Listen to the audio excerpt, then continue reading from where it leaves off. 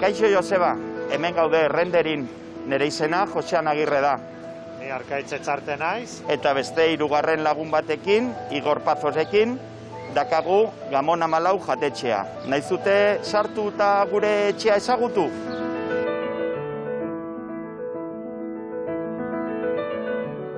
...2014an iriki genuen, hiruak nahiko ibilbide luzea dakagu ostalaritzan, eta erabaki genuen batzela garaia gure restaurantia izateko. Gure eskaintza nahiko desberdina da, zeren nire bi bazkideak nahiko desberdinak dira.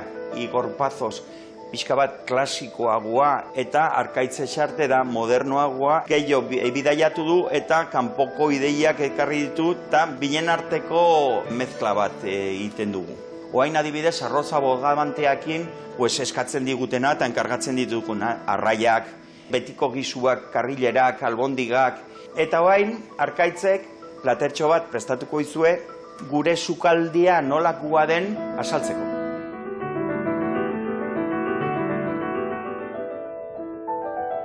Gaurko errezeta, biernandar biribilkiak dira. Hemen dazkagu osagai guztiak errezeta egiteko. Arrozeko oble hau, gazta, solomo errea eta tipula potxatua. Gero jarriko diogu rukula sesamoarekin. Dakagu binagreta bat, ugari zein zuriak, tipularekin potxatutak, rukulako maionesa bat, salsa teriyaki, eta azkeneko momentuan perrezila eta sesamo beltza txikituta.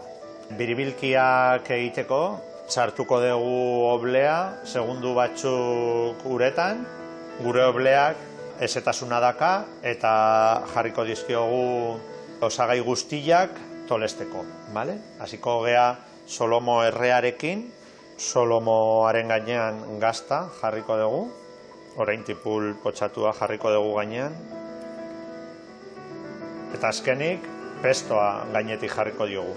Izkinetatik erdiraino bidaliko dugu oblea, tolesteko momentuan presio pizkat egin behar da, tolestu dugu biribilki osoa eta dakagu pres frijitzeko. Olioa beroa dakagu eta biribilkia sartuko dugu barrura. Kolore pizkat hartu behar du, orain dela 20 urtez egon nintzen Vietnamen oporretan eta ikusi nun nola egiten zuten hango jendia. Eta hemen daude, Gamoneko biribilkiak. Frijitu dira, kolorea dakate eta aterako ditugu paperara. Bueno, hasiko gea platerra egiten. Maionesarekin hasiko gea, trazo bat egingo dugu, biribilkiak, bata bestearen ondoan jarriko dugu. Gari zein zuriak tipularekin jarriko ditugu erdian. Ensalada prestatuko dugu, binagreta pizkat botako diogu. Botatzen diogu rukulari. Sesamo pizkat, bikolorekoa. Eta ja, biribilkien gainean jarriko dugu.